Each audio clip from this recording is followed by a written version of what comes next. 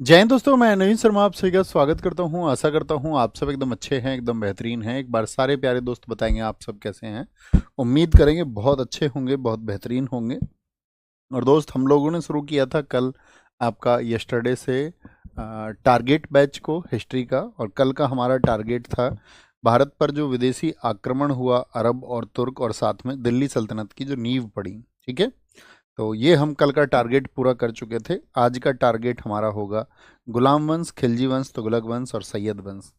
एक बार Thums up करके बताइए जी भैया, हम आज के टारगेट के लिए रेडी हैं। और देखिए, टारगेट का मीनिंग क्या है। टारगेट का मीनिंग है आपका, सिर्फ आपको एग्जाम ओरिएंटेड जो चीज़ें हैं उनको बहुत ध्यान से देखना है।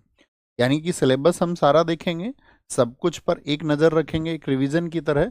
लेकिन जो बहुत इंपॉर्टेंट फैक्ट है, जिनको मैं बॉक्स में बंद करता हूँ, उनको आप सब लोगों को कभी भूलना नहीं है। ओके, नरेंद्र यादव जी, अंजलि सिंह सोलंकी, बहुत बढ़िया, प्रतिभा चौहान, सुजेता कुमारी, अजय, कृष्णा, उत्तम, विजय दास, बाबरिया, जुगनू, प्रियंका, पूजा भारती, पिंकी, सभी साथियों का स्वागत है। तो कंटिन्यू करते हैं, हम सब कर दीजिए।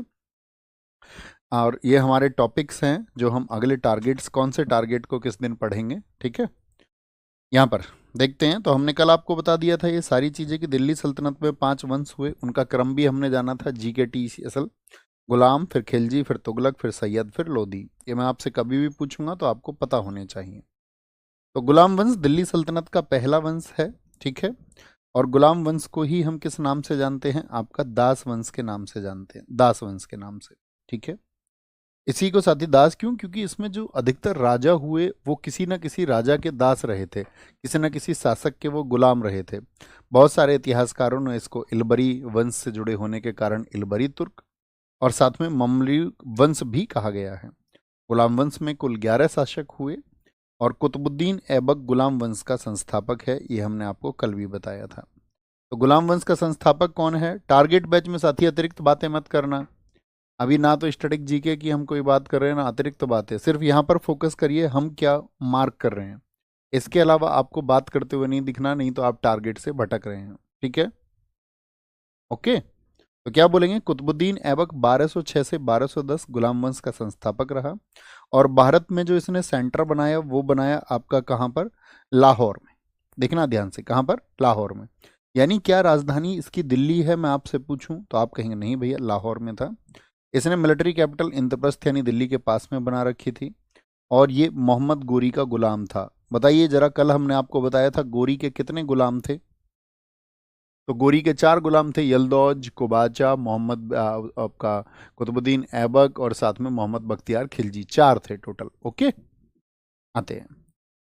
गोरी का गुलाम था। गोरी ने इसको मिर्जा अजीज कोका नाम से मिर्जा अजीज कोका एक व्यक्ति था, उससे खरीदा था। क्योंकि पहले क्या होता था, गुलामों की खरीद फरोख्त बहुत होती थी। जैसे आज आप बाजार से सामान खरीद लेते हैं, पहले राजा लोग अपनी सेना में भर्ती करने के लिए गुलाम या दासों को खरीद लेते थे।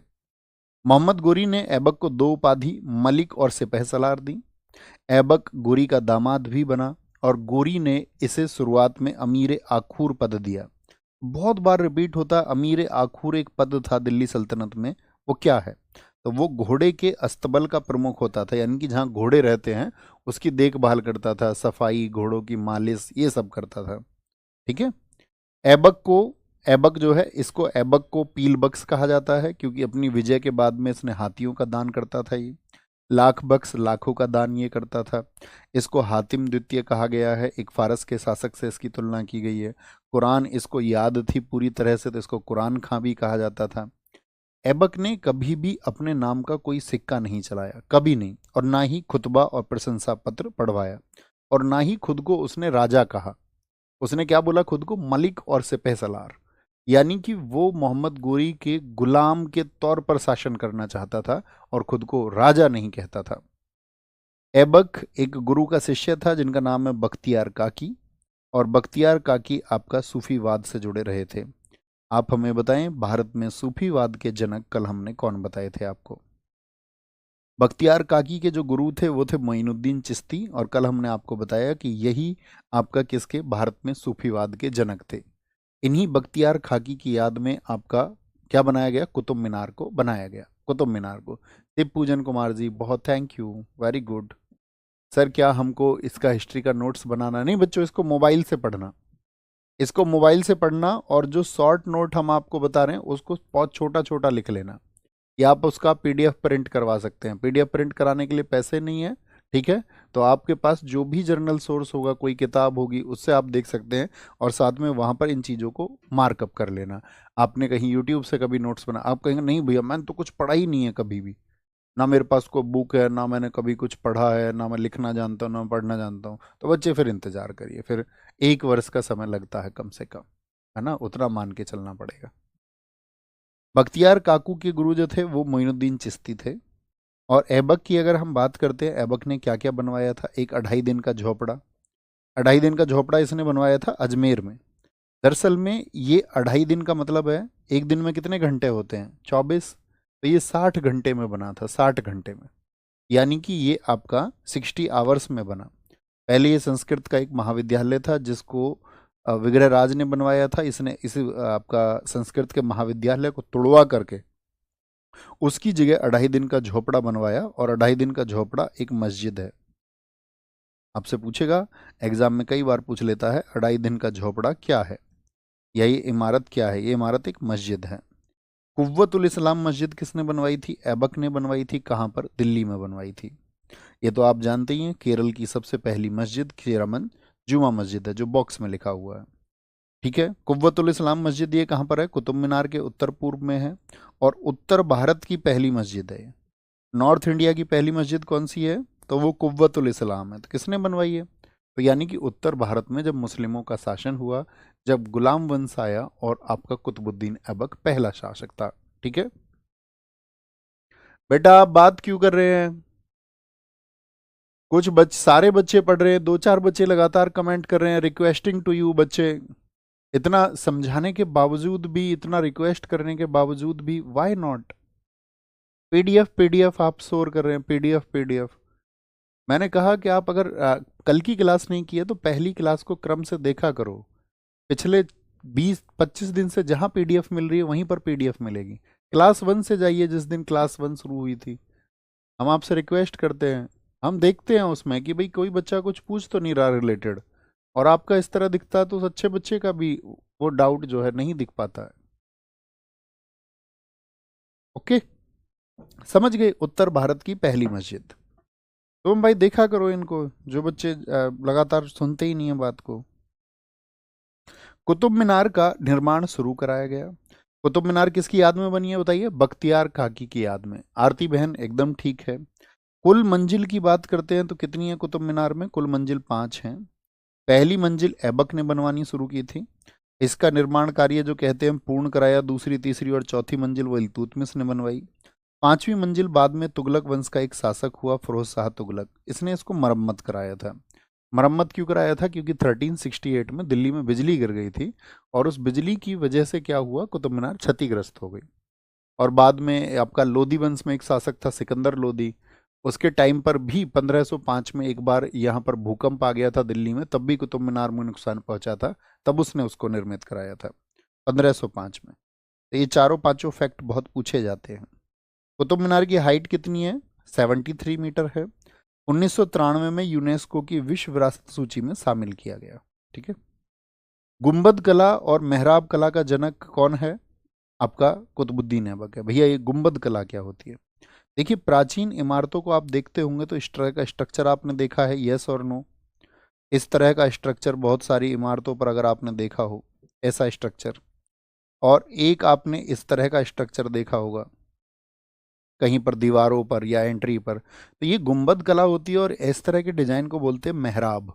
तो इसका जनक कौन है? इसका जनक है आपका कुतुबुद्दीन ऐबक। कुतुबुद्दीन ऐबक के दरबार में हसन निजामी रहता था, जिसने बुक लिखी है ताजुल मासिर। ताजुल मासिर बाकी नहीं पढ़ना है इसमें, ये तो अतिरिक्त जानकारी है इसकी।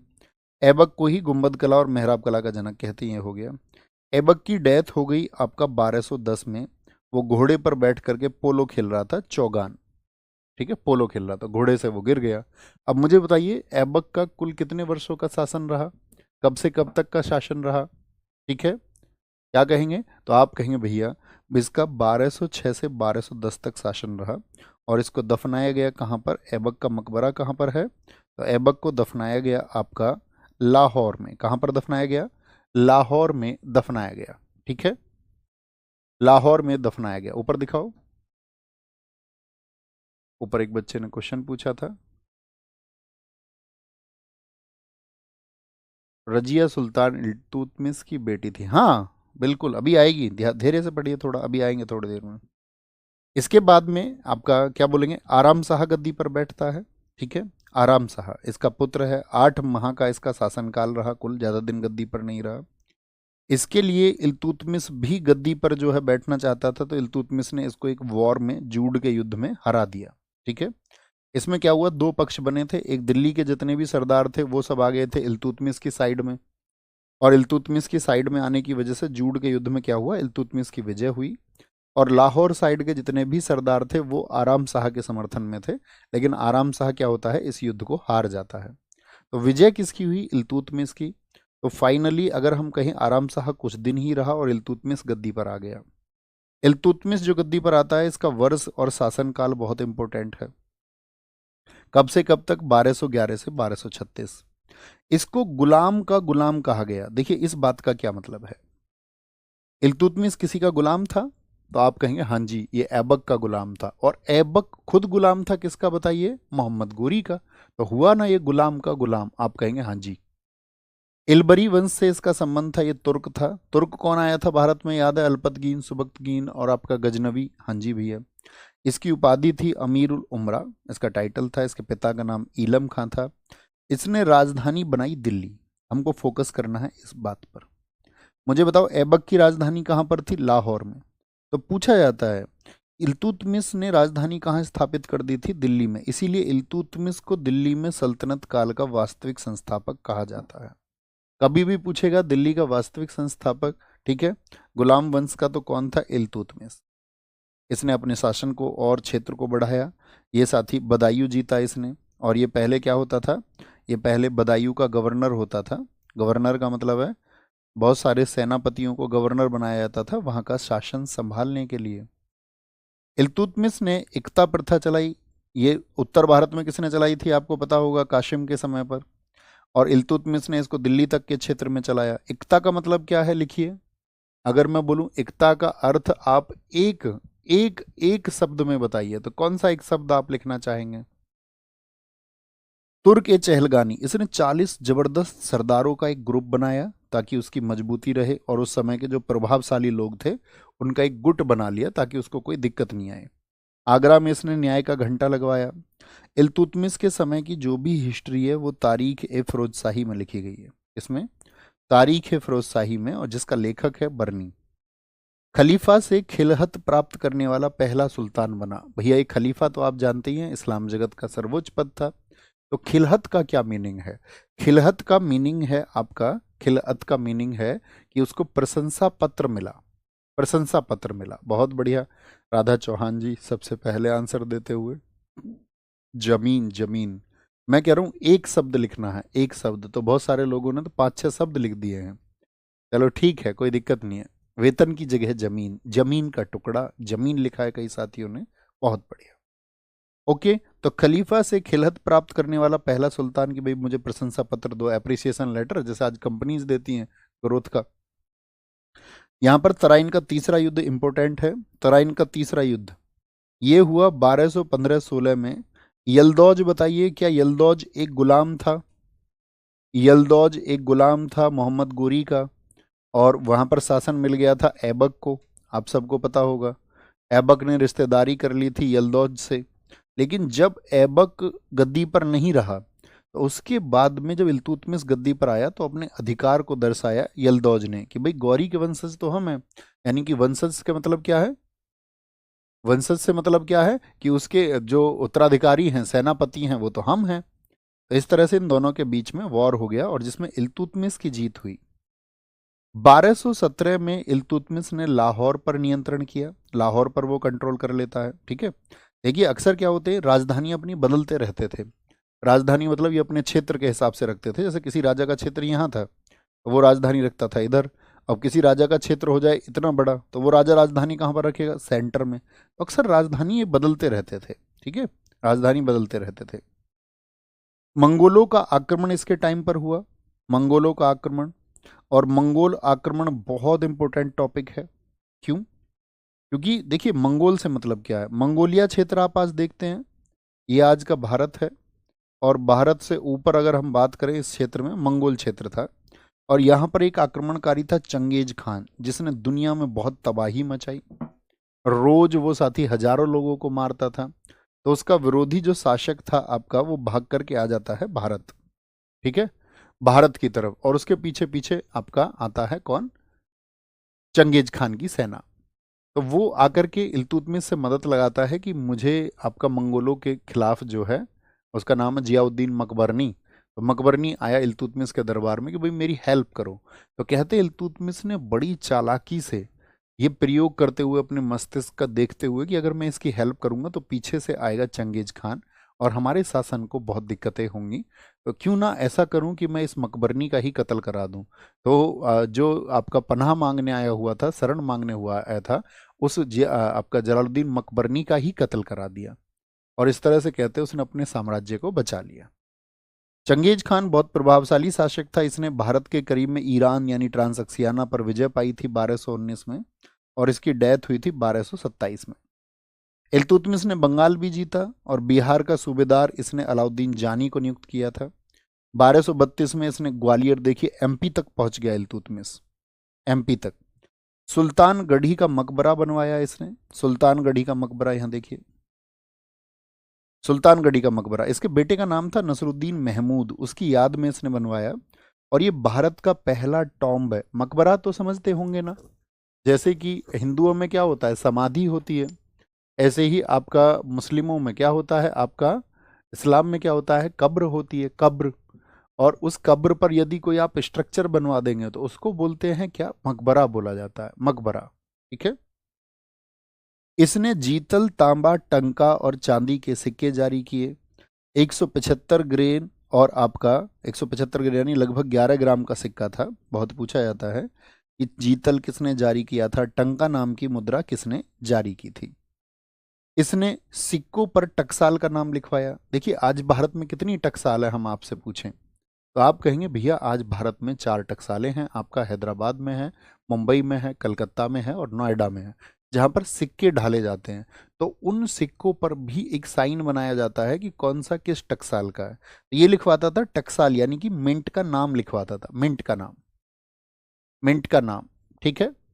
देखिए दोस्त, कोई चीज़ आपको, किसी बच्चे को यदि समझ में नहीं आती है तो आप इंटरनेट के युग में हैं, उसको थोड़ा सीखा करिए, है ना। ऐसा नहीं सर जी राजधानी क्यों बनाई जाती थी, तो ये आपके सोचने का विषय है। अब ये नहीं सोच सकते, आप पूछेंगे कक्षा में कि राजधानी क्या होती है, तो हमको तो बड़ा खराब लगेगा कि आप एसएससी का एग्जाम करने के तैयार कैसे होंगे, कैसे क्रैक करोगे। अभी हमने बताया है तुरंत। Okay boss. दीपक यादव जी एकदम सही आंसर है, बहुत शाबाश, विजयी भव। अतारकीन का दरवाजा ये साथी जोधपुर में इल्तुतमिश ने बनवाया। इल्तुतमिश का दरबारी कवि है मिनहाज उस सिराज, बहुत इंपॉर्टेंट है। इसकी किताब एसएससी बार बार रिपीट करता है, इवन सीजीएल मेंस 2022-23 दोनों में रिपीट हुई है कि मिनहाज उस सिराज ने कौन सी पुस्तक को लिखा है। और मैच मेकिंग में भी साथी ये आती है। तो इल्तुतमिश का मकबरा दिल्ली में इल्तुतमिश ने खुद ने बनवाया था। 1236 में इसकी डेथ हुई। इसने इल्तुतमिश को पूरा, किसने, कुतुब मीनार को पूरा करवाया। अब देखिए कुतुब मीनार को पूरा करवाया, तो मैं आपसे पूछूं कुतुब मीनार को शुरू किसने करवाया था, शुरू किसने करवाया था, तो ऐबक ने। यहाँ देखिए ध्यान से। अब ये मिनहाज उस सिराज चूंकि इल्तुतमिश के समय था, तो इल्तुतमिश की बेटी का नाम रजिया सुल्तान है, तो इसने इन दोनों के बारे में खूब लिखा है। जैसे कि स्टेटमेंट एक बार पूछा गया था डीएसएसबी के एग्जाम में कि रजिया सुल्तान यदि महिला ना होती तो उसका नाम भारतीय इतिहास के बहुत अच्छे शासकों में लिया जाता। ये कथन किसने कहा है, तो आप समझना उस समय के सारे कथन इल्तुतमिश और रजिया के समय किसने कहे हैं, मिनहाज उस सिराज ने कहे हैं। ठीक है, मिनहाज उस सिराज ने। तो डेथ हो जाती है 1236 में। और आपका इल्तुतमिश का बेटा कौन, रुकनुद्दीन फिरोज गद्दी पर आ जाता है, जिसकी माँ का नाम था शाह तुर्कान। शाह तुर्कान एक, अगर मैं कहूँ तो अय्यास किस्म की महिला थी, बहुत अय्यासिया करती थी वो। और उसके पिता का नाम था इल्तुतमिश। इसकी भी मृत्यु हो गई आपका कब, इल्तुतमिश की 1236 में। ठीक है। तो ये इतना कमजोर शासक हो गया कि सारा कंट्रोल हो गया इसकी माँ शाह तुर्कान के हाथ में। तो लोगों को ये पसंद नहीं आ रहा था कि भाई एक महिला के हाथ में कंट्रोल कैसे आ गया। तो इसके समय के जितने भी प्रांतीय इक्तादार थे, प्रांतीय इक्तादार का मतलब प्रोविंशियल, जिनको जमीनें मिली हुई थी, इक्ता मिला हुआ था, इन सब ने इसका विरोध किया और इसी का फायदा उठाया इल्तुतमिश की बेटी रजिया सुल्तान ने। और वो लोगों के बीच में जाती है जुम्मे की नमाज के दिन लाल कपड़े पहन करके, कि उनसे एक दया दया के रूप में कि वो उसका साथ दें। ठीक है। और वो जाकर के वहाँ बोलती है कि भाई शासन में आज क्या चल रहा है, शाह तुर्कान क्या कर रही है, क्या हम लोगों को अपने अधिकार नहीं पाने चाहिए। अब शाह तुर्कान के जो अत्याचार है उससे सभी लोग परेशान थे। तो उस भीड़ ने जुमे की नमाज से निकल करके किले पर हमला बोल दिया, हेडक्वार्टर पर हमला बोल दिया दिल्ली में ही, और वहाँ सब लोगों को बंदी बना लिया गया। ठीक है। इस तरह से रजिया सुल्तान गद्दी पर आती है। रजिया सुल्तान बहुत इंपॉर्टेंट है कि उसका शासन कितने वर्षों का है। देखिए, रजिया सुल्तान 4 वर्ष तक शासिका रही। तुर्की इतिहास की पहली मुस्लिम शासिका है, इससे पहले कोई नहीं रही। इसके पिता का नाम इल्तुतमिश था, माता का नाम कुतुबी बेगम था। रजिया कुल्हा और चोगा पहनती थी। कुल्हा का मतलब क्या है आपका, चोगा होती थी, साथ ही उसकी टोपी। कुल्हा मतलब होता है आपका एक लंबा, सॉरी, कुल्हा मतलब एक टोपी होती थी, हैट हैट पहनती थी। और चोगा मतलब एक लंबा कोट धारण करती थी, यानी कि महिलाएं जिस तरह के कपड़े उस समय पे पहनती थी उसने इनको त्याग दिया। ओके। रजिया ने काले गुलाम याकूत को अमीर आखुर नियुक्त किया। अमीर आखुर किस विभाग से था बताइए, अस्तवल विभाग से। और बाद में इसको बनाया अमीर हाजिब। अब चूंकि अच्छा शासन चला रही थी, रॉयल मैनेजर इसका था काला गुलाम, यानी कि अब्सिनियाई गुलाम था, हब्सी गुलाम था एक। तो लोगों ने इसके बारे में आपका बहुत सारी जो है मतलब बोलते हैं ना खराब मैसेजेस, खराब संदेश इसके बारे में प्रचारित करने शुरू कर दिए।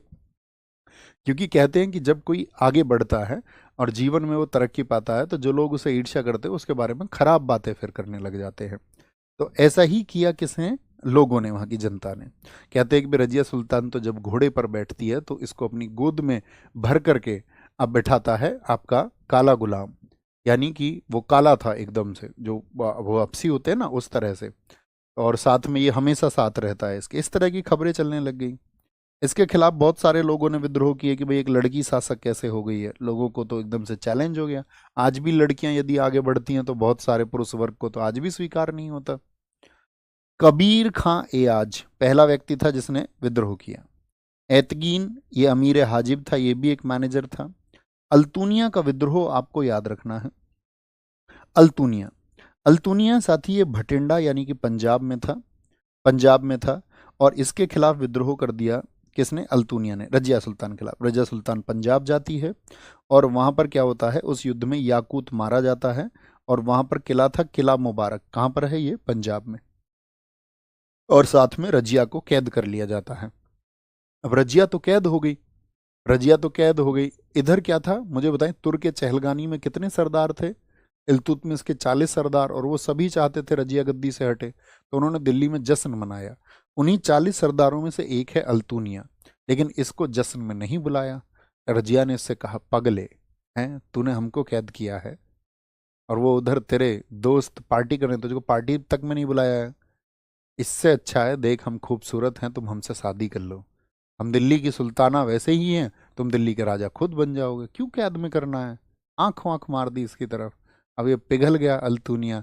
इसने कहा यार अच्छा ऑफर है, इससे अच्छा ऑफर क्या होगा, सही तो कह रही है भाई, क्यों युद्ध वुद्ध लड़ने, जो सीधे शादी करके राजा बना जा सकता है। तो वो मान गया। वापस पहुंचा तो उधर उन सारे सरदारों ने इकट्ठा एक गुट बनाया, इनको वापस दौड़ाया। ये दिल्ली से गए, दिल्ली से वापस दौड़े और मारे गए। कहने का मतलब है दोनों ही मारे जाते हैं इसमें, कैथल के पास में। इसकी जगह इल्तुतमिश का जो तीसरा बेटा था बहराम शाह, जब रजिया सुल्तान की डेथ हो जाती है 1340 में, सॉरी 1240 में, हत्या कर दी गई, उसके पीछे जो सेना आई, तो उसके तीसरे पुत्र बहराम शाह को शासक घोषित किया गया। एक नया पद बनाया गया, नायाब मुमलिकात। ये पीएम का पद होता था उस टाइम पे, प्राइम मिनिस्टर का पद। इसका वजीर बनाया गया मुहाजुद्दीन को, उसकी भी हत्या हो गई। इसके समय भी एक मंगोल आक्रमण हुआ। 1240 में रजिया की हत्या हो चुकी थी। मिनहाज उस राज कहता है उसकी कमी सिर्फ औरत होना था, नहीं तो वो एक अच्छे मैनेजमेंट को जानते थी, उसने अच्छा शासन चलाया था। लेकिन उसका स्त्री होना उस समय के लोगों को नहीं गुजारा हुआ, नहीं गुजारा हुआ। ठीक है। तो बहराम शाह आया इसके बाद गद्दी पर। बहराम शाह ये इल्तुतमिश का ही पुत्र था, रजिया का भाई था। लोगों ने रजिया को गद्दी से हटाया उसकी डेथ के बाद में। जब डेथ हो गई उसकी तो फिर इसको बनाया। इसने अपना नायाब मुमलिकात एतगीन को नियुक्त किया, लेकिन इसने एतगीन की हत्या करा दी। क्यों? एतगीन इतना जबरदस्त आदमी था, उसको लगता था कि बहराम शाह के साथ यदि 2 हाथी चल रहे हैं तो मेरे साथ 4 हाथी चलने चाहिए। उसके दरबार पे 10 सुरक्षा कर्मी है तो मेरे पे 20 रहने चाहिए, क्योंकि ये पीएम था, नायाब मुमलिकात था। तो इसके इस ड्रामे को देखते हुए इसने कहा अच्छा हमसे ज़्यादा नंबर तुम बनाओगे, तो बहराम शाह ने एतगीन की हत्या करवा दी थी। इसके समय पर ही मंगोलों का आक्रमण हुआ। फिर मसूद शाह आ जाता है, ये रुकनुद्दीन फिरोज का बेटा था। किसलू खां ने गद्दी प्राप्त करने में इसको सहायता करी कि बेटा तुम गद्दी पे बैठो, हम तुम्हारी मदद करेंगे। वास्तविक शक्ति जो थी यहाँ पर मुहाजिबुद्दीन के हाथ में रही। और इसी समय पर एक व्यक्ति था जो अमीर हाजिब था।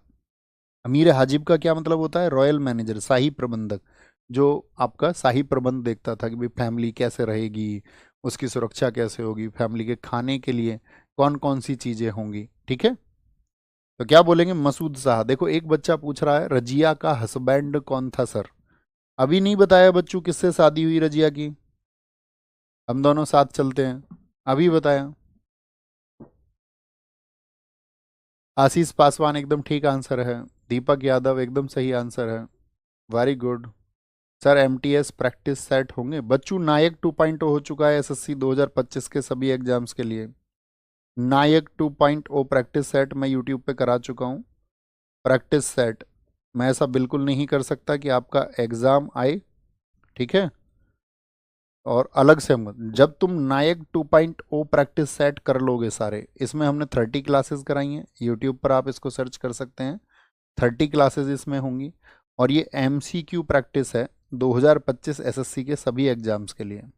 2025 के लिए जब आपका एमटीएस का एग्ज़ाम आएगा, एमटीएस की डेट आएगी, तो हमने एक प्रॉमिस किया था। देखिए नायक 2.0 सीजीएल वाले सारे साथी, एमटीएस वाले भी ज्वाइन कर चुके होंगे, अगर कर चुके होंगे तो एमटीएस वाले सारे साथी, सीएचएसएल वाले सारे साथी जिनका नेक्स्ट ईयर का सीपीओ होगा, एंड अदर एसएससी, चाहे सिलेक्शन पोस्ट हो आपका, ठीक है, बाकी स्टेनो हो चाहे आपका, या आपका वहाँ पर आपको जेई देना है।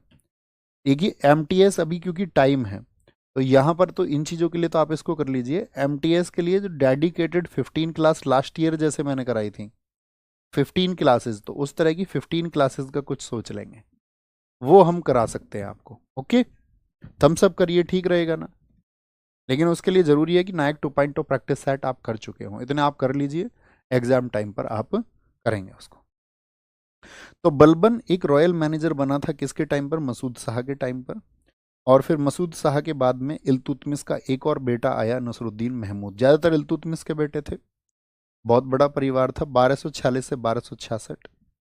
इसको सल्तनत काल का औरंगजेब कहते हैं। भैया औरंगजेब से इसकी तुलना क्यों कर रहे हैं?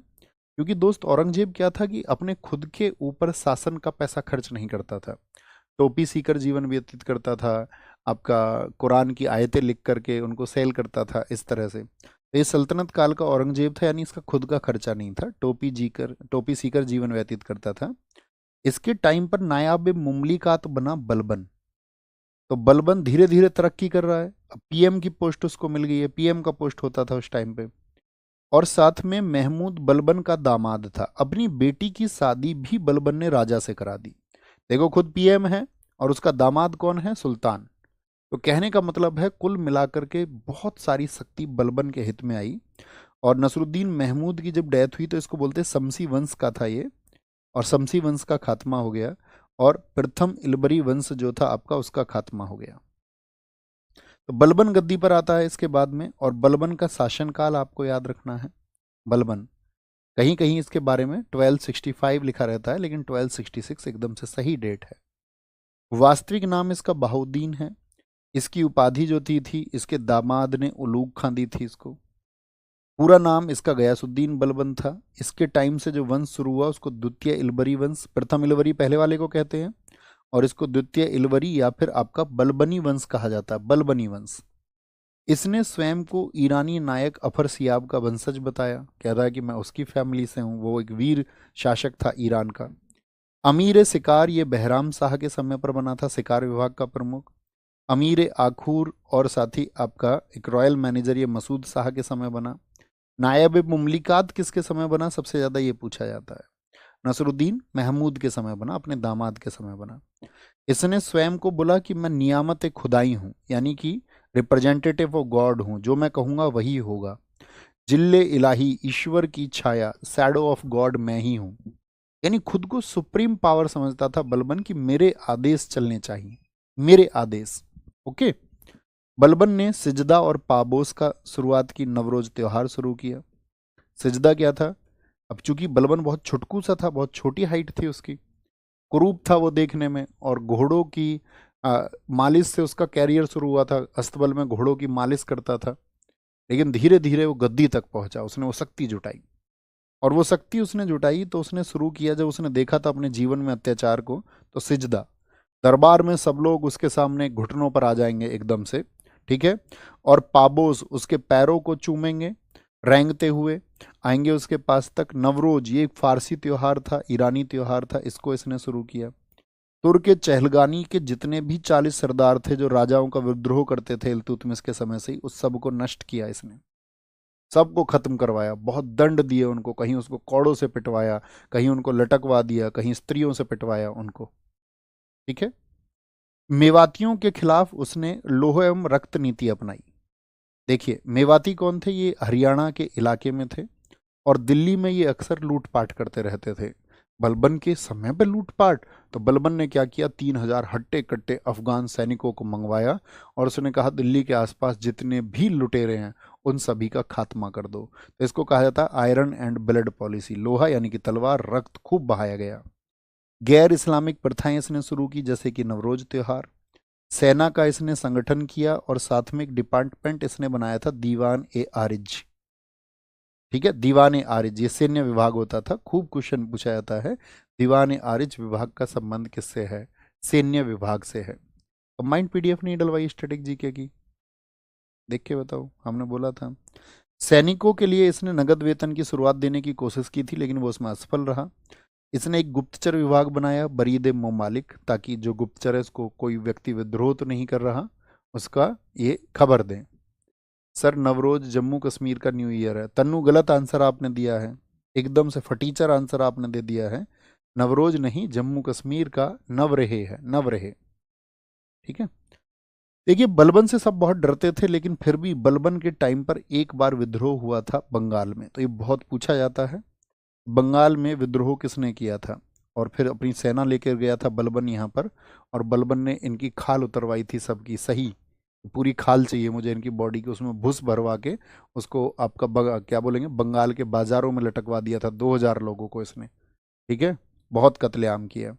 बलबन ने इनकी खाल में भूसा भरवा दिया।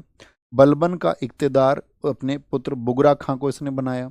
बुगरा खां इतना डर गया था इससे, इसका जो बेटा था, उसने कह दिया था भैया मैं तो गद्दी पे बैठूंगा नहीं, इसका पता नहीं है कब दिमाग चटक जाए। इसके समय क्या नहीं डली है?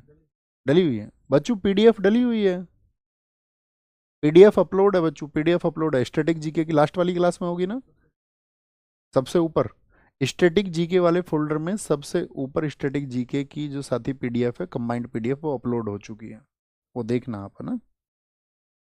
थम्स अप करिए, मेरी बात पहुंच गई आप तक। तो बलबन की डेथ हुई आपका 1287 में, और बलबन का मकबरा नई दिल्ली में है, पूछा जाता है बलबन का मकबरा।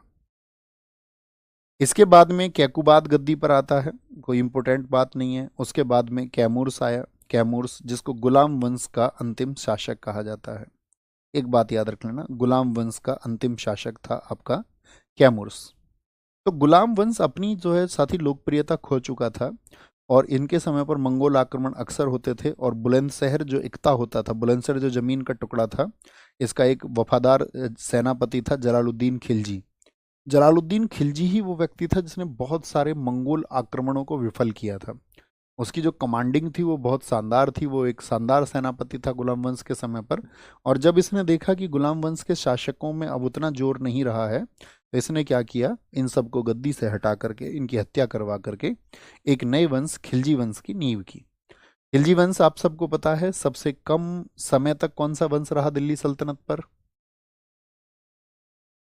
बिल्कुल ठीक है शुभम यादव जी। तो इसका संस्थापक कौन रहा? जलालुद्दीन खिलजी। इसकी उपाधि कैकुबाबाद, जब ये उसके समय पर था, इसको मिली थी शाइस्ता खां। सल्तनत काल का ये सबसे बुजुर्ग शासक था, इससे बूढ़ा आदमी कोई नहीं दिल्ली की गद्दी पर बैठा। इसी के समय एक जागीर होती थी इसकी कड़ा मानिकपुर, उसमें मलिक छज्जू ने विद्रोह किया। मलिक छज्जू के विद्रोह को दबाकर इसने वहां जिम्मेदारी अपने भतीजे को दी। क्या बोलेंगे? 1290 में कैमूर्स की हत्या इसने की और स्वयं को किलोखुरी का सुल्तान घोषित किया। दिल्ली का पहला सुल्तान ऐसा बना था जिसका हिंदू जनता के प्रति उदार दृष्टिकोण था, अब तक के किसी शासक का नहीं था। इसने जो राजधानी बनाई थी वो कहाँ बनाई थी? किलोखुरी बनाई थी। सुल्तान बनने से पहले यह कैकोबाद के समय दिल्ली सल्तनत का आरिज मालिक यानी कि सेनापति था। इसके दो बेटे थे, इब्राहिम खाने खाना और अरकली खां। ठीक है।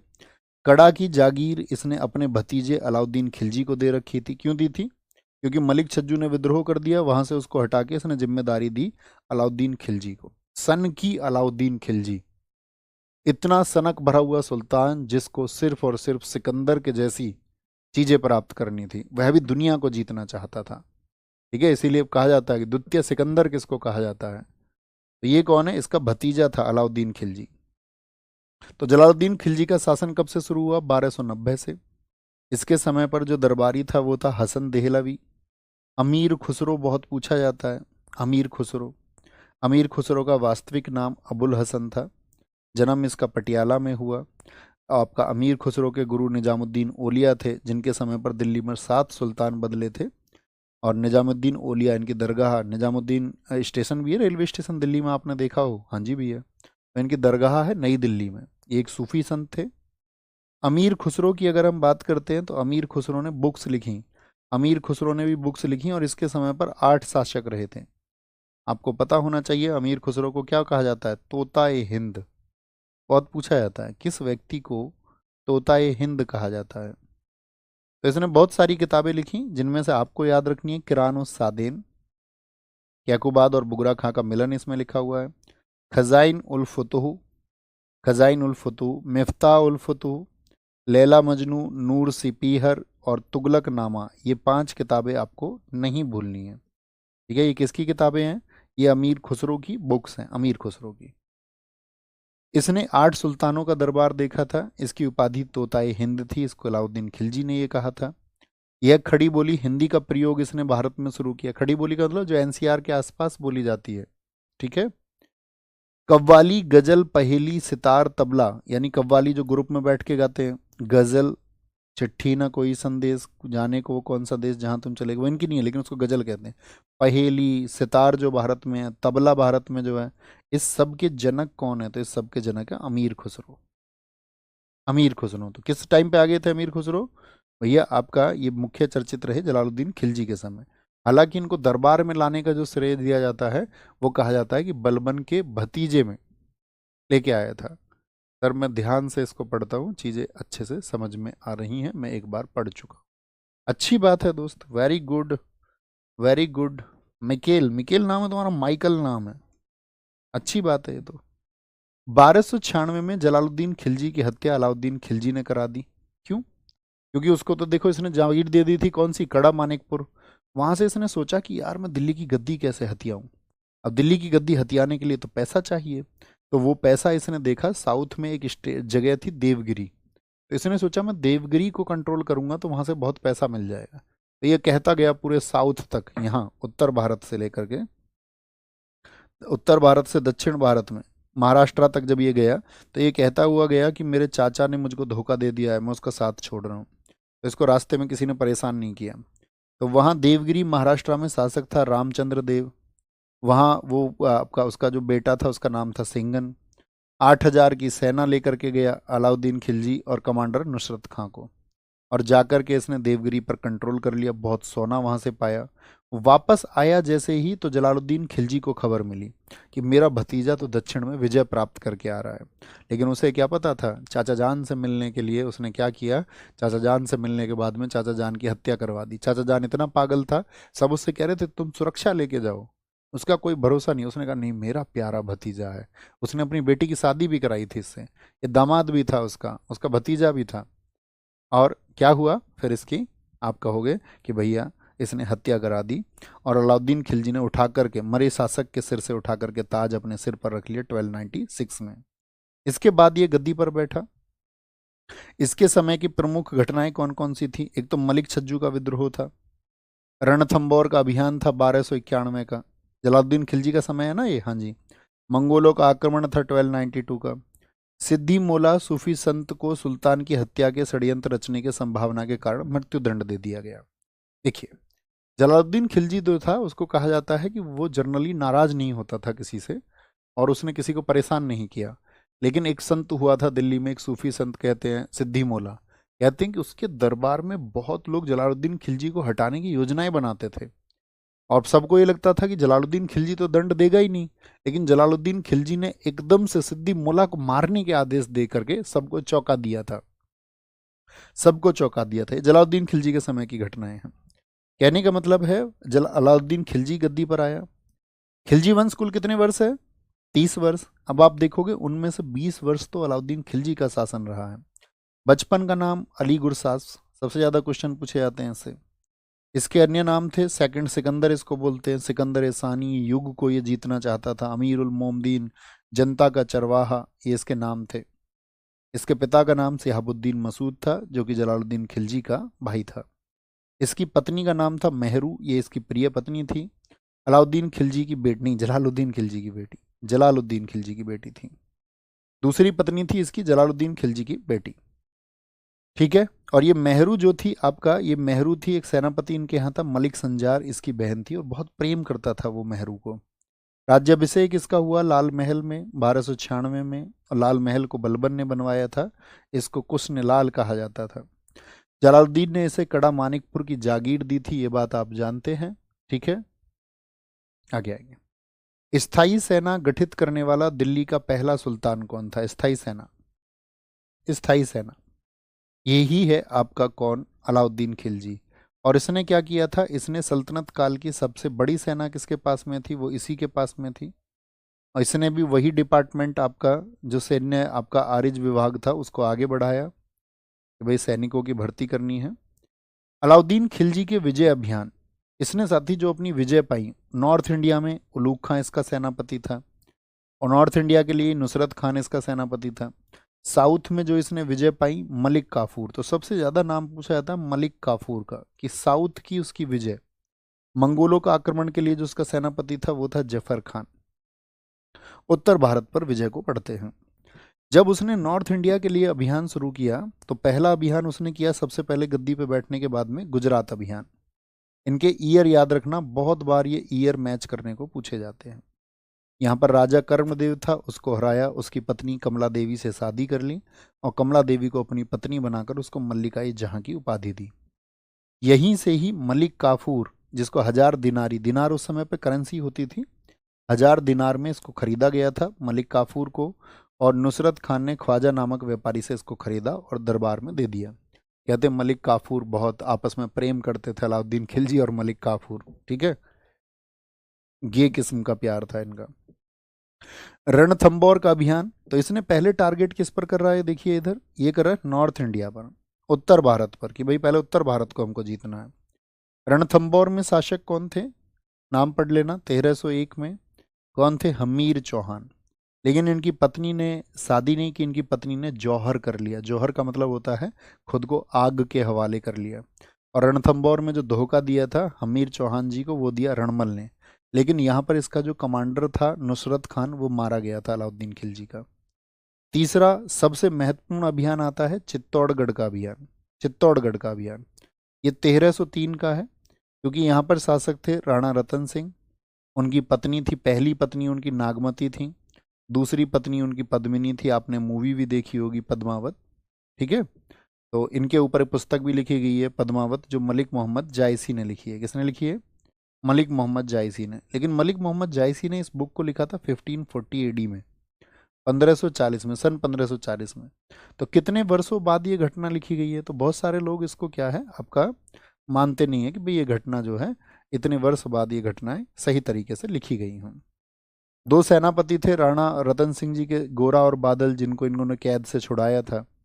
तो बहुत सारी चालाकियाँ की यहाँ पर भी। आपका अलाउद्दीन खिलजी ने रतन सिंह जी को कैद कर लिया था, गोरा और बादल ने आज़ाद कराया, और बाद में क्या बोलते हैं कि वो रानी पद्मिनी को पाना चाहता था, ऐसा बोला जाता है कि उनके लिए अटैक किया, लेकिन रानी पद्मिनी ने क्या किया था, हजारों स्त्रियों के साथ में इन्होंने भी खुद को जौहर जौहर में आपका कि मतलब कि खुद को समर्पित कर दिया, खुद को आग के हवाले कर दिया था, आग के हवाले। तो ये वो हिंदुस्तानी साथी महिलाओं के प्रतीक हैं इतिहास में हमारे, जो हमको ये दर्शाती हैं कि भाई अपने पति के लिए कितनी पतिव्रता ये स्त्री रहीं, कितनी पतिव्रता रहीं। जैसे एक कमला देवी थी जिसने शादी कर ली, है ना, ऐसी भी होती हैं। यहाँ पर देखिए, अलाउद्दीन खिलजी ने चित्तौड़गढ़ का नाम बदलकर अपने पुत्र खिज्र खां के नाम पर खिजराबाद कर दिया था, और खिज्र खां को अपना उत्तराधिकारी कब घोषित किया उसने, चित्तौड़गढ़ अभियान में ही घोषित किया था। 1316 में खिलजी की मृत्यु के बाद 1318 में चित्तौड़ फिर से स्वतंत्र हो गया था। चित्तौड़ एक ऐसी जगह है जो ज़्यादा स्वतंत्र रहा, मुगलों से भी जिसने आपका लोहा लिया वो चित्तौड़ है। सारे सब लोग, जहांगीर के समय जाकर के एक संधि हो पाई थी, नहीं तो अकबर ने बहुत कोशिशें की थी, और भी शासकों ने बहुत कोशिशें की थी, लेकिन चित्तौड़ को वो कभी भी, क्या बोलेंगे, चित्तौड़ को कभी भी आपका वो शामिल नहीं कर पाए थे। मालवा का अभियान अगर हम बोले, भैया जौहर क्या आग में ही होता है? नहीं नहीं, जैसे हमने अभी बताया ना आपको, जौहर जरूरी नहीं है। देखिए यहाँ पर हम बताते हैं आपको कहाँ गया जौहर। जौहर जैसे हमने बोल दिया आग में जौहर कर लिया, मतलब जौहर बहुत तरीके से हो सकता है। जैसे रंग देवी थी तो स्वयं को उन्होंने जल में समर्पित कर दिया था। पद्मिनी थी, उन्होंने अग्नि में समर्पित कर दिया था। तो कई तरह से हो सकता है जौहर। चौथा अभियान था उसका प्रमुख था मालवा का अभियान। किस वर्ष में हुआ? 1305 में। 1305 में। ओके, तो हमने 4 अभियान आपको बताए, देखना कौन कौन से। गुजरात 1297, आपका रणथंबोर 1301, वर्ष याद रखना, चित्तौड़ 1303, और आपका उसके बाद में मालवा का अभियान 1305 में। ठीक है, सिवाना का अभियान भी इसने किया, जालोर को भी इसने जीता, ये उतने महत्वपूर्ण नहीं है। अलाउद्दीन खिलजी ने फिर दक्षिण की तरफ योजना बनाई। दक्षिण भारत पर जो साथी उसकी जीत हुई, उसका जो श्रेय है वो जाता है मलिक काफूर को। किसको? मलिक काफूर को। तो दक्षिण भारत में अभी आपको पता है, मैंने आपको बताया वो सोना कहाँ से लेके आया था, तो सोना लेके आया था वो 1296 में, लेकिन इसके बाद में वो 1307 में फिर से गया। 1307 में राजा रामचंद्र ने उसको टैक्स देने का वादा कर दिया, लेकिन फिर वो टैक्स देना मना कर दिया, तो फिर 1311 में फिर से गया। तो इसीलिए 3 वर्ष लिखे हुए हैं। तेलंगाना में वो गया, प्रताप रुद्रदेव 1309, तेलंगाना में 1309 में, और यहीं से प्रताप रुद्रदेव ने उसको कोहिनूर हीरा दिया। कोहिनूर दरअसल में आंध्र प्रदेश की जो गोलकुंडा खान है, ठीक है, गोलकुंडा खान में ही आपका साथी, गोलकुंडा खान में ही उसको ये मिला था। होयसल की अगर हम बात करते हैं, द्वार समुद्रम, वीर बल्लाल, इसको उसने जीता। पांड्य 2 भाइयों के बीच का झगड़ा था, पांड्य वंश में सुंदर पांड्य, वीर पांड्य, यहाँ से उसने बहुत बड़ा 96,000 मन सोना, एक मन में 40 किलो होता है, तो कहते हैं अलाउद्दीन को बहुत मजबूत शासक बनाया था उसकी दक्षिण की विजयों ने। लेकिन 2 विजय पहली बारी जरूर याद रखनी है, जरूर। भैया रणमल ने चित्तौड़ में धोखा दिया ना? नहीं, रणमल रणथंबोर में ही है साथी। वो हमने वहाँ पर आपका नायक फाउंडेशन में उसको पिन भी किया था कमेंट में, हमें आज भी याद है। हमने वहाँ पे थोड़ा गलत बोल दिया था, तो हमने उसको करेक्ट किया था, नेक्स्ट क्लास में भी बोला था, अपने शायद नेक्स्ट क्लास भी नहीं की। ओके, कोहिनूर हीरा, ये कोहिनूर हीरे का इतिहास है, इसको आप पढ़ लेंगे, इसको एग्जाम में कभी क्वेश्चन नहीं पूछा जाता। कोहिनूर कैसे कैसे आया, इंडिया से बाहर कैसे गया, ठीक है, और वापस कैसे आया। ये देखिए अलाउद्दीन खिलजी का ये शासन क्षेत्र है, तो कितने बड़े क्षेत्र पर वो शासन कर रहा था देखना भारत के, तो आप कहेंगे हाँ जी भी है। अलाउद्दीन के कार्य देखिए, अलाउद्दीन के कार्य में आता है उसने मार्केट को कंट्रोल किया, अपने समय पे उसने कभी भी कीमतें नहीं बढ़ने दी, उसने एकता को खत्म कर दिया, और साथ में सैनिकों को नगद वेतन देना शुरू किया। कल हमने आपको बताया क्यों, क्योंकि वो चाहता था कि भाई डिपेंडेंट जिस पे जितने हैं उसको उतने पैसे मिले। एकता प्रथा शुरू किसने की थी अब ये बताएं? ये सैनिकों का हुलिया लिखवाता था। जैसे आप भी कहीं भर्ती होंगे तो जिस डिपार्टमेंट में, तो आपकी भी पहचान लिखी जाएगी। जैसे मेरी पहचान होगी मोल on the right side of neck, ठीक है, गर्दन के दाहिने तरफ पे आपका मस्सा है, मोल है। तो इस तरह से पहचान होती है, कट होता है, कट होता है। घोड़े इसने दागने की प्रथा शुरू की कि भाई घोड़ों को तुम सवारी ढोने में प्रयोग मत करो, वो कमजोर हो जाते हैं और फिर युद्ध में उनका प्रदर्शन अच्छा नहीं हो पाता है। इसलिए घोड़े जिस पर मार्क हो जाएंगे वो सिर्फ युद्ध के लिए लड़ेंगे। भू राजस्व इसने बहुत बढ़ा दिया, लैंड रेवेन्यू आधा कर दिया, जितना उत्पादन करोगे उसका आधा दे दोगे राजस्व। खुम्स को, जो कि पहले 1/5 होता था, पड़ोसी राजा से अगर आप लूट करके आओगे पड़ोसी राज्य से, तो आपको 80% राजा को देना पड़ेगा। दान की भूमि को इस समय पर खालसा कहा गया। क्या कहा गया? खालसा कहा गया। भैया आपका इल्तुतमिश ने एकता प्रथा को शुरू किया, एकदम ठीक है, बहुत ठीक आंसर। भूमि को मापना बिस्वा में शुरू हुआ इसी के समय, सिक्कों पर तारीख लिखने की शुरुआत हुई, सभी आवश्यक वस्तु की कीमतें इसने डिसाइड कर दी। बाजार नियंत्रण के बारे में जानकारी तारे के फिरोजशाही, जो कि बर्नी की पुस्तक है, उससे मिलती है। घोड़ा दागने और सैनिक लिखने की प्रथा शुरू की, नगद वेतन, शराब और मादक पदार्थ पर इसने रोक लगा दी थी।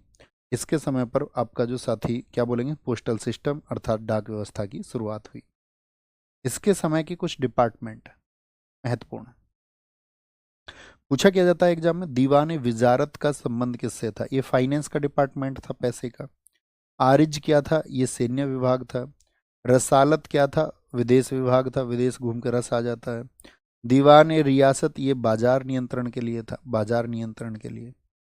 मंडियों में इसने देखा कि भाई, क्योंकि इसने रेट फिक्स किए ना चीजों की, महंगाई नहीं बढ़नी चाहिए, आज की सरकारों की तरह नहीं। भैया आपने नायक 2.0 के बाद में सैट कौन सा बोला था? नायक 2.0 में मेंस, सीजीएल मेंस या प्रीलिम्स का भी से आप तैयारी करना तो विजेता सीरीज करिए। जो लोग नायक 2.0 को करके फ्री हो गए हों, उनको लगता हो कि भैया हम कर चुके हैं, तो वो विजेता कुछ करना, विजेता। ओके। मंडियों के प्रमुख को कहा जाता था सहना ए मंडी, जो देखता था मंडी में कोई गड़बड़ तो नहीं कर रहा है। माप तोल का अधिकारी होता था नाजिर, देखता था कोई कम सामान तो तोल के नहीं दे रहा है, उसको पनिशमेंट दिया जाता था।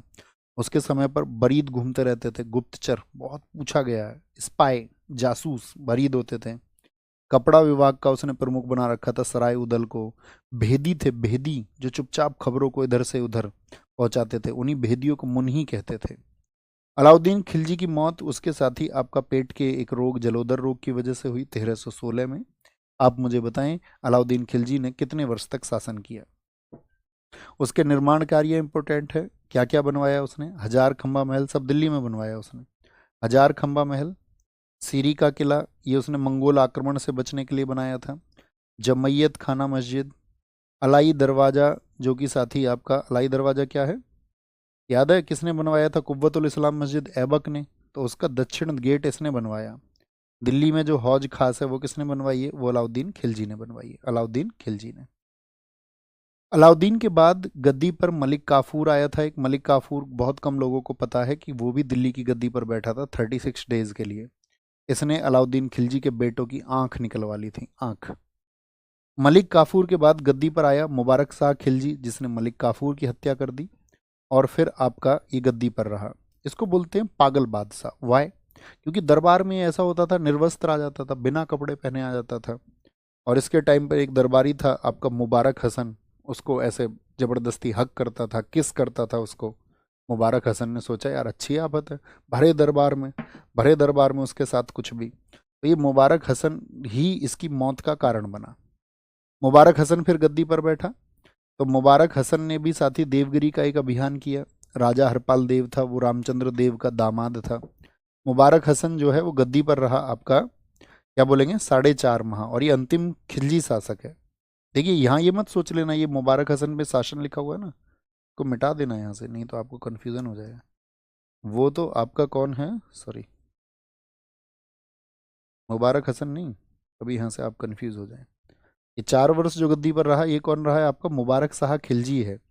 और इसको गद्दी पे हटाने के बाद में मुबारक हसन, जिसको ये आलिंगन करता था, चुंबन लेता था जिसका, तो वो मुबारक हसन आपका 4 महीने लगभग गद्दी पे रहा और अंतिम खिलजी शासक बनाए।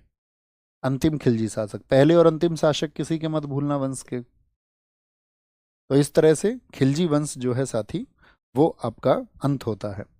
इसके खिलाफ जो है खिलजी वंश जब लास्ट टाइम पे आपका था, तो खिलजी वंश के खिलाफ जो साथी आपका संगठन बनाया था वो बनाया था गाजी मलिक ने। किसने? गाजी मलिक ने इस्लाम का नारा दिया था, भाई इस्लाम के नियमों के अनुसार नहीं चल रहे हैं। और ये पंजाब में एक गवर्नर था और इसने इसमें उपलब्धि इसकी यही थी कि भाई इसने लोगों को संगठित किया और इसने अपने लक्ष्य को प्राप्त किया, और अगला शासक यही गाजी मलिक बना। अलाउद्दीन खिलजी के समय मार्को पोलो एक व्यापारी था, एक साथी घूमते हुए आया था, ठीक है। इसने बुक भी लिखी the travels of Marco Polo. तो कहने का मतलब है इसके बाद में आपका जो तुगलक वंश आया, तुगलक वंश किसने, गाजी मलिक की वजह से। तो तुगलक वंश के बारे में जो जानकारी मिलती है उसके कुछ सोर्सेस कहे जाते हैं। तारीख फिरोज शाही किसने लिखी है, जियाउद्दीन बरनी, इसका नाम तो आज ही हम कई बार ले चुके। ठीक है। तुगलक नामा किसने लिखी थी, अमीर खुसरो ने। किताबुल रेहला आपका मोहम्मद बिन तुगलक के समय 1333 में एक व्यक्ति आएगा, इब्न बतूता। फतूहात ए फिरोज शाही, ये साथी आपका फिरोज शाह तुगलक ने लिखी। ये सोर्सेज हैं। अभी हमने बताया आपको कौन था तुगलक वंश का संस्थापक जिसने इस्लाम का नारा दिया, गयासुद्दीन तुगलक। इसी को साथी हम बोलते हैं गाजी मलिक, इसी का नाम है गाजी मलिक। इसने कहा कि भाई देखो दरबार में क्या चल रहा है, उल्टे सीधे काम हो रहे हैं दरबार में, और ये इस्लाम के नियमों के खिलाफ है एकदम से, तो इसने इस्लाम का नारा देके सबको एकजुट कर लिया। इसका पिता बलबन के समय पे एक सैनिक था, इसने गाजी की उपाधि धारण की। गाजी का अर्थ हमने कल आपको बताया, लिखिए क्या बताया था, गाजी का अर्थ विधर्मी का कत्ल करने वाला। देखिए रिंकू सिस्टर ने बहुत अच्छा आंसर दिया है, उन्होंने कहा है कि आपका सबसे लंबा जो कार्यकाल है वो आपका तुगलक वंश का रहा है। बहुत बढ़िया। तो जलालुद्दीन खिलजी के टाइम पे भी उसका बॉडीगार्ड था, जो खिलजी वंश का था। मंगोलों के 29 आक्रमण को विफल करने में इसकी बहुत भूमिका थी, तभी इसको गाजी की उपाधि मिली थी। नहरों का निर्माण करने वाला पहला शासक कौन है, तो वो आपका गयासुद्दीन तुगलक था।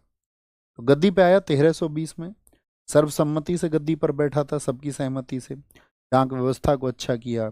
खुसरो कहा कि हत्या करके इसने 1000 खंबा महल में अपना राज्यारोहण कराया, कभी नहीं पूछा जाएगा।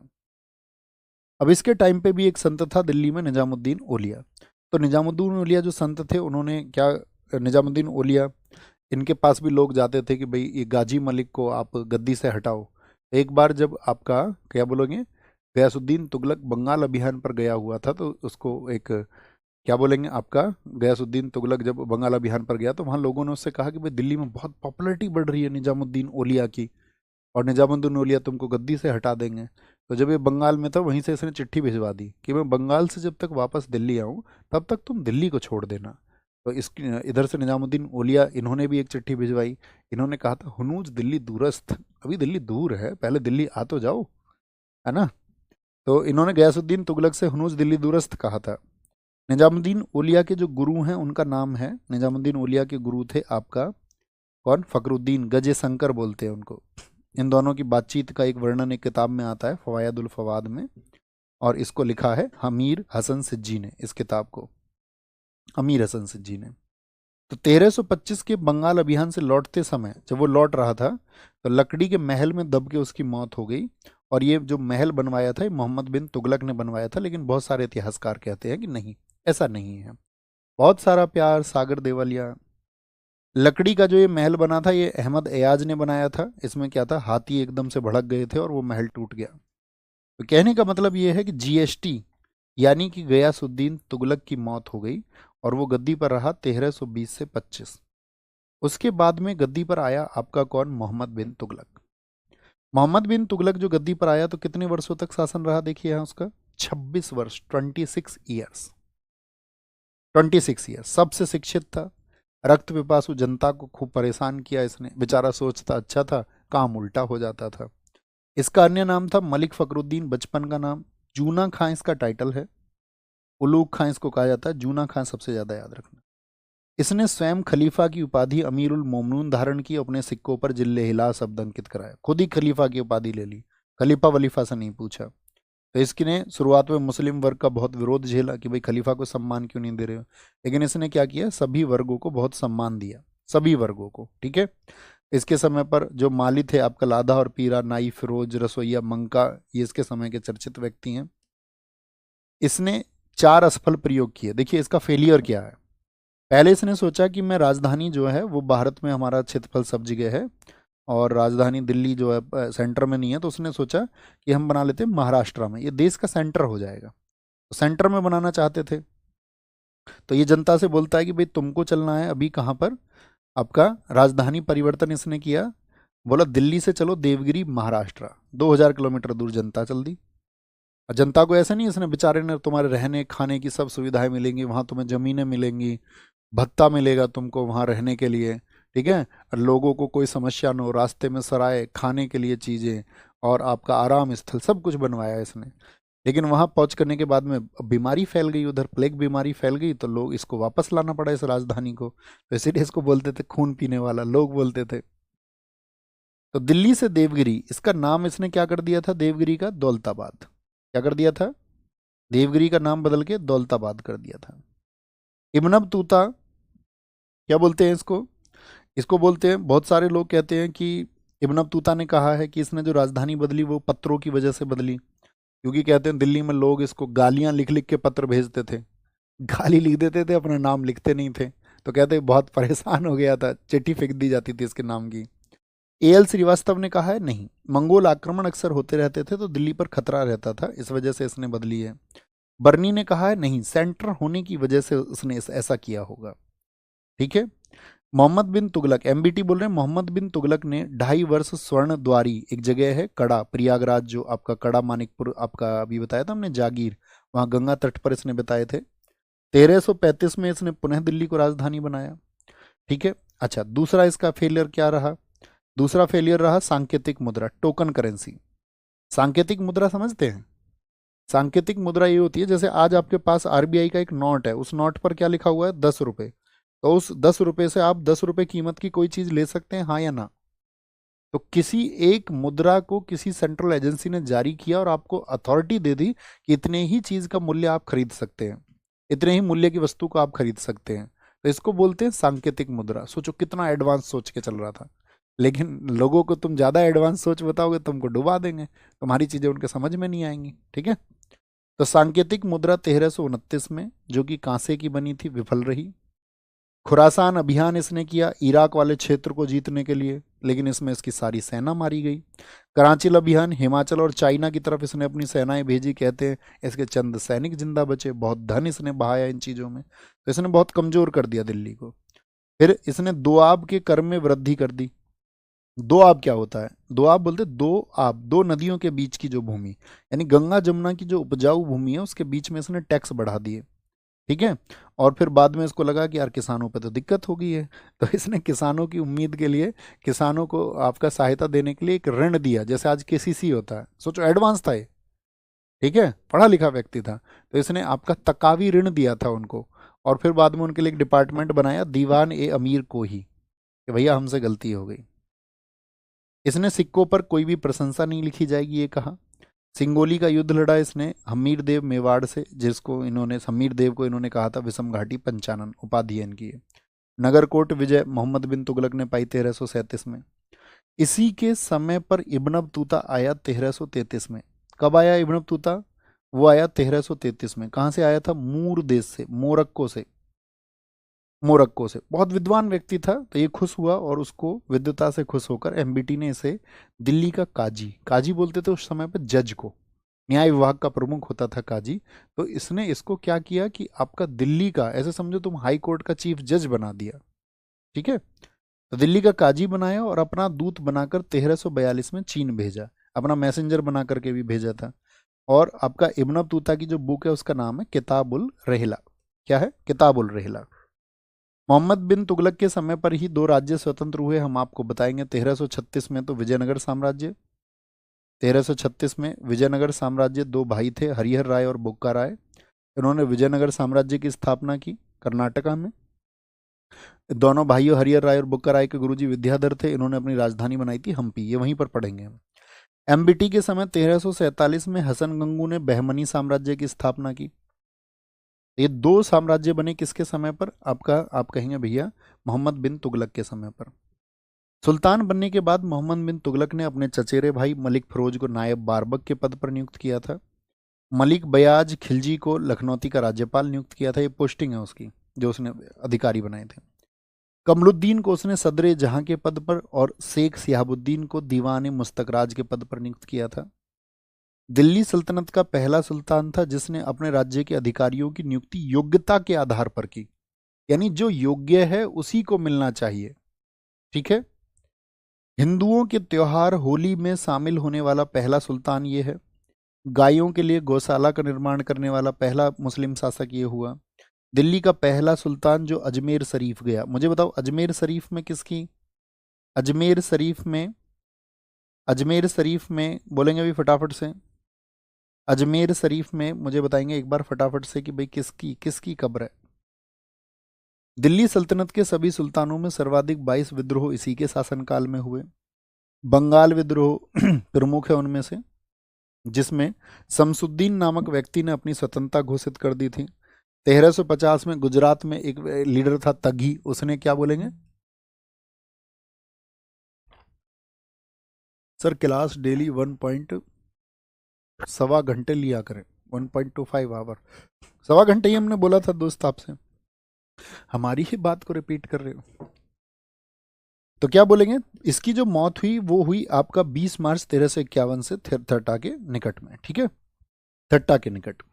बदायूं ने कहा है सुल्तान को उसकी प्रजा से और प्रजा को सुल्तान से मुक्ति मिली, यानी कि दोनों को मुक्ति मिल गई। ये बेचारा अच्छा सोचता था लेकिन हो खराब जाता था, तो कहते एक दूसरे से ही मुक्ति मिल गई दोनों को।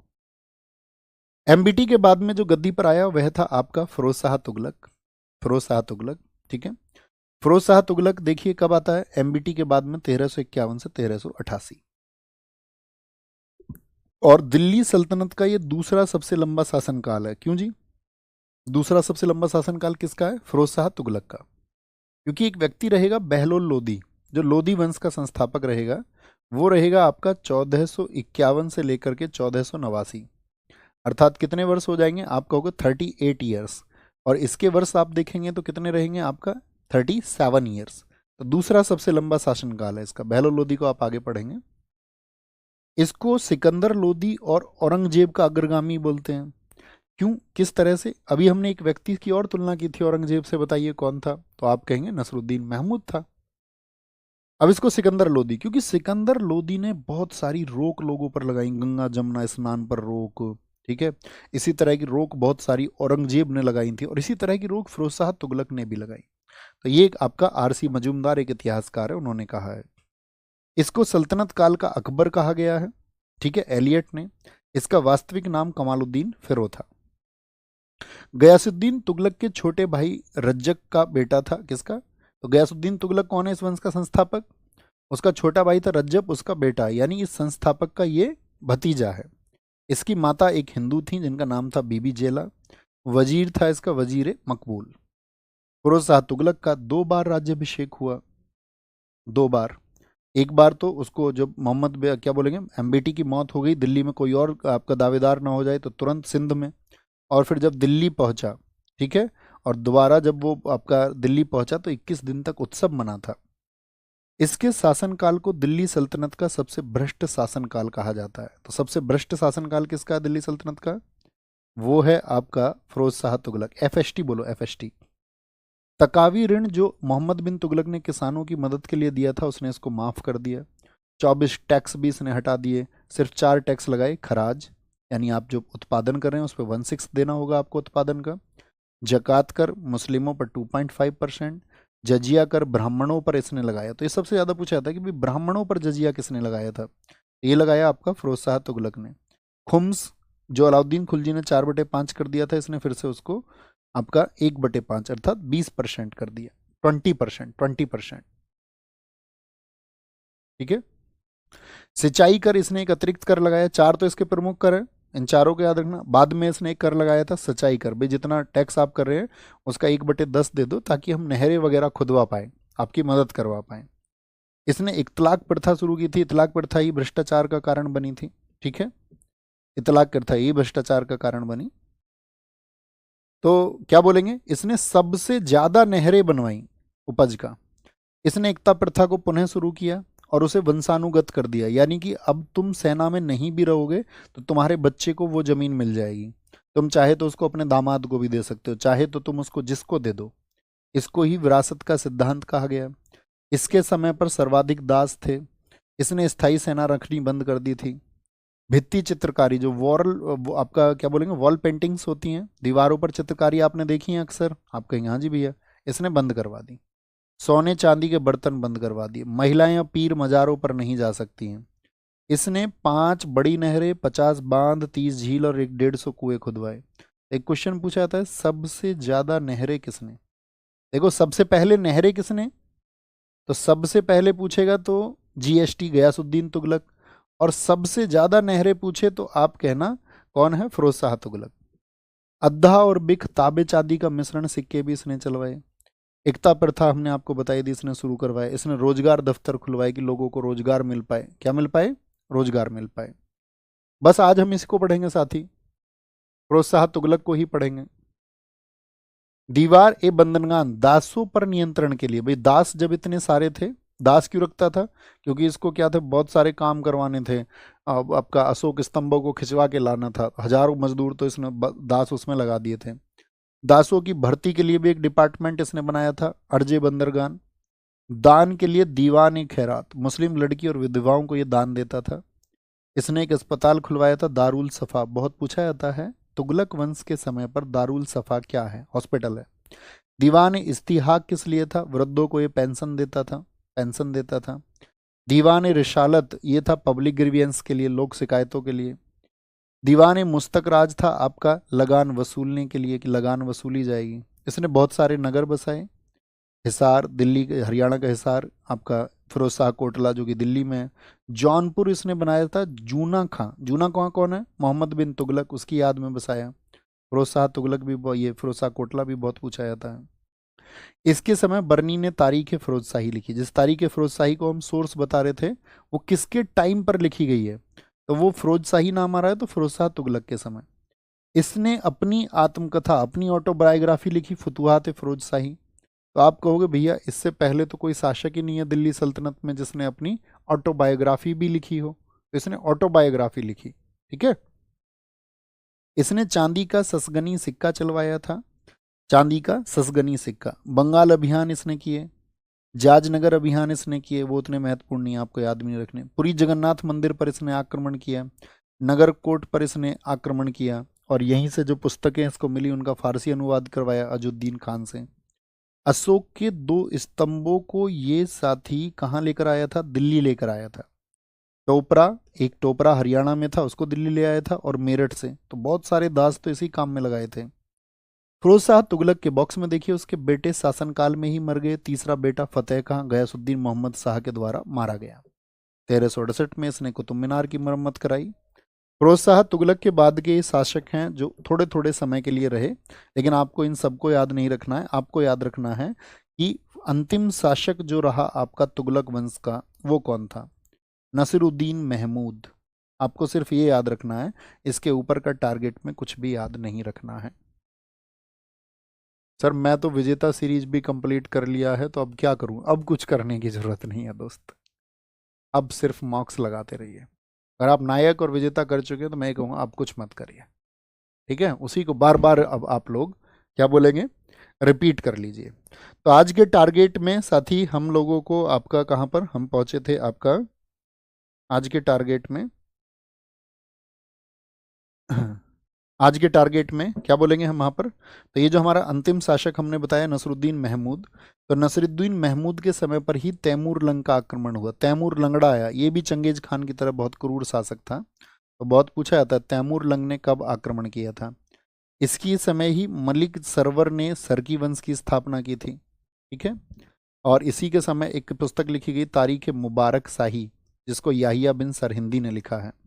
तैमूर का आक्रमण 1398 में हुआ, भारत में उसका बहुत विरोध हुआ था, लेकिन क्या पहुंचेंगे वो तैमूर लंग अप्रैल 1388 में, 88 नहीं 88 में समरकंद से चला और 1390 में दिल्ली पहुंचा। इसके बाद में आएगा हमारा सैयद वंश। सैयद वंश इसको भी खत्म ही कर लेते हैं, आज का टारगेट पूरा अचीव हो जाएगा। सैयद वंश मुझे बताइए साथी, दिल्ली सल्तनत का कौन से नंबर का वंश है। इसके संस्थापक हैं खिज्र खां, इसमें बस आपको संस्थापक याद रखने हैं। ठीक है, ये तैमूर लंग का एक सेनापति था, तैमूर लंग इसको यहाँ पर अपॉइंट करके चला गया था। ठीक है, तो दौलत खां तो उसको पराजित करके दिल्ली का ये सल्तनत सुल्तान बनता है। ये स्वयं को पैगंबर मोहम्मद का वंशज मानता था, सुल्तान की उपाधि धारण नहीं की। इसका टाइटल है रैयत आला। क्या टाइटल है, रैयत आला। 1421 में इसकी डेथ हो गई। इसके बाद में मुबारक शाह आया, इसका पुत्र था, वो खिज्र खां का बेटा था। इसने सुल्तान और शाह की उपाधि धारण की, अपने नाम से सिक्के चलवाए, खुतवा पढ़वाया। इसकी हत्या इसके ही वजीर सरवरुल मुल्क ने कर दी। इसने याहिया बिन सरहिंदी को संरक्षण दिया, जिसने तारीख मुबारक शाही लिखी। तारिक मुबारक शाही, तो उसको इसने संरक्षण दिया था। सबसे योग्य शासक था, कभी भी आपसे पूछे कि सैयद वंश का सबसे योग्य शासक मुबारक शाह, इसने मुबारकबाद शहर की स्थापना की। इसके बाद में आता मोहम्मद शाह, इसका वास्तविक नाम मोहम्मद बिन फरीद खान था। इसके समय पर महमूद शाह खिलजी ने दिल्ली पर आक्रमण किया। ये अलग बातें कभी नहीं पूछी जाएंगी। इसके पिता के बारे में क्या बोलेंगे आपका, इसका पिता फरीद खान अलाउद्दीन आलम शाह फिर गद्दी पर आता है आपका इसके बाद में 1445 से 1451। ये अगला शासक है, इससे इससे अगला शासक है, और ये सैयद वंश का अंतिम सुल्तान है। ये बात याद रख लेना। यानी ये पिता किसके बताए जा रहे थे, पिता बताए जा रहे हैं मोहम्मद शाह के, और अलाउद्दीन अहमद शाह, बार हम बॉक्स में ही बना देते हैं इसको, अलाउद्दीन अहमद शाह, ये नीचे लिखना था लेकिन गलती से ऊपर मिसप्रिंट हो गया। सैयद वंश का अंतिम सुल्तान कौन है, आलम शाह है। कौन है, आलम शाह, आलम शाह, आलम शाह है, ठीक है। हामिद खान से मतभेद होने के कारण वह दिल्ली छोड़कर बदायूं चला गया और वहीं उसकी मौत हो गई। उसके वजीर ने दिल्ली का राजपाट बहलोल लोदी को सौंप दिया। किसके वजीर ने, यानी आलम शाह कहाँ चला गया, शासन को छोड़ करके, शासन वासन छोड़ के चला गया बदायूं, और इसके वजीर ने यहाँ पर दो लोगों को बुलाया, वेलकम किया कि भाई दिल्ली जो पहले आ जाएगा, तो कहते हैं उनमें से बहलोल लोदी पहले पहुंच गया और बहलोल लोदी को ये जिम्मेदारी मिल गई, ठीक है। और इसके बाद में हमारा नेक्स्ट टारगेट कल शुरू होगा, जो कि होगा लोदी वंश से। तो आज के टारगेट में साथी हमने आपको जो चीज़ें बताई हैं 4-5 वंश में कि भैया इन पर आपको फोकस रखना है, तो उम्मीद करेंगे आप वो फोकस रखेंगे। ठीक है बॉस, ओके बॉस, तो अपना ख्याल रखिए बहुत सारा। नेक्स्ट टारगेट हमारा क्या होगा हम आपको दिखा देते हैं। नेक्स्ट टारगेट जो होगा हमारा, क्योंकि मिडिवल हिस्ट्री से क्या बोलेंगे आप, उतना जो वेटेज है सबसे ज़्यादा रहेगा मॉडर्न का। तो कल का हमारा टारगेट रहेगा लोदी वंश, छोटा सा वंश है। बाबर भी छोटा सा टॉपिक है। हुमायूं तो बहुत ही छोटा टॉपिक है। हुमायूं में तो 4-5 फैक्ट याद रखने हैं, बाबर के 5-6 फैक्ट याद रखने हैं, लोदी में थोड़े ज़्यादा होंगे 10-15 फैक्ट, और शेरशाह सूरी एक अच्छा टॉपिक है। कल का तो शायद 1 घंटे का हमारा टारगेट रहेगा। ओके, ख्याल रखिए, नमस्ते, थैंक यू।